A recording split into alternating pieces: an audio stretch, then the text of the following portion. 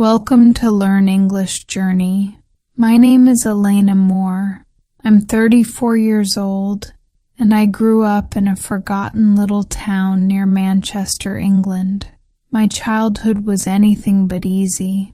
My father passed away when I was only 9, leaving my mother and me to face a world that often felt too heavy for our small shoulders. She worked day and night cleaning schools, sewing clothes, doing anything she could so that I could eat and stay in school. I still remember her hands, dry, rough, but warm when she touched my face and said, "We'll be okay." We lived in a cramped apartment with cracked walls and a leaky roof. When I turned 12, I started helping her. I cleaned staircases, washed dishes for neighbors, and carried groceries just to earn a few coins. Every evening I gave my earnings to her. She would smile and say, "You're my brave girl." But deep inside, I didn't feel brave. I felt exhausted, and yet I smiled back because her hope gave me strength. One winter, she became seriously ill. Her body weakened, and soon she couldn't stand. We had no savings, and the clinic refused to treat her without payment. I sat by her bed, holding her cold hands, whispering that everything would be fine. She looked at me with tired eyes and said, "Promise me, never stop fighting." That night, she quietly left this world while I held her. I was 13. The silence afterward felt endless, like the world had lost its color. I packed a small bag, kissed her old photo, and walked away from that place. I promised her that I would survive. For years, I took whatever work I could find, cleaning shops, carrying boxes, washing windows. Eventually, when I was 21, I found a job as a night guard at a large mansion outside the city. The owners, the Hamiltons, were wealthy and polite. Mrs. Hamilton would sometimes bring me tea and ask about my mother.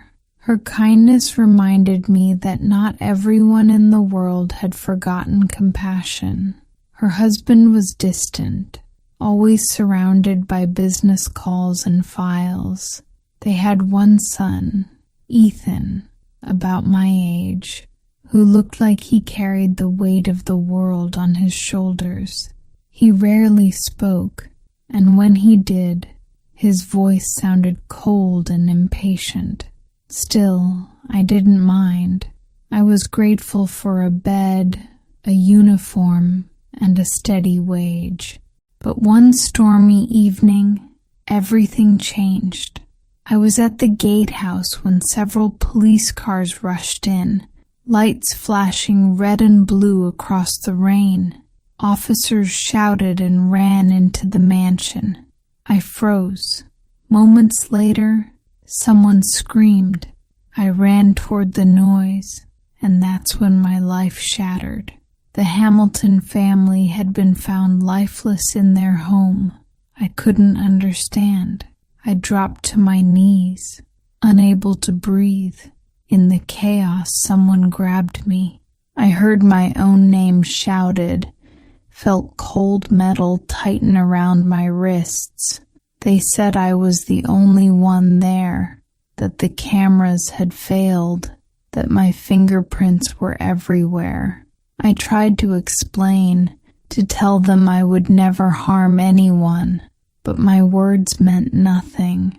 They took me to the station, questioned me for hours, and treated my silence as guilt. Days turned into months. My assigned lawyer barely looked at me. The courtroom felt like a movie where everyone had already decided the ending. When the verdict came, guilty, life imprisonment, I couldn't even cry. I just fell to the floor as my world turned to stone. I was 22 years old. Prison was a world of its own. Gray walls, flickering lights, and endless noise that made silence feel like a dream. My cell was small and cold. The bed was a thin metal frame, the food tasteless, and time had no meaning. For a long time I cried every night until I ran out of tears. But then something inside me whispered, "You promised your mother you would keep fighting." So I stopped counting the days. I read old books from the library, learned to draw with pieces of pencil, and talked to women who had stories like mine, broken, forgotten, but still breathing. 12 years passed like a long winter. Then, unexpectedly, one morning, a guard called my name. New evidence had appeared, an old neighbor's security video that had been stored and forgotten. It showed another figure near the Hamiltons' home that night. My new lawyer, a woman named Rachel, worked tirelessly. She reviewed every file, every fingerprint. Months later, she found DNA from that night that didn't belong to me.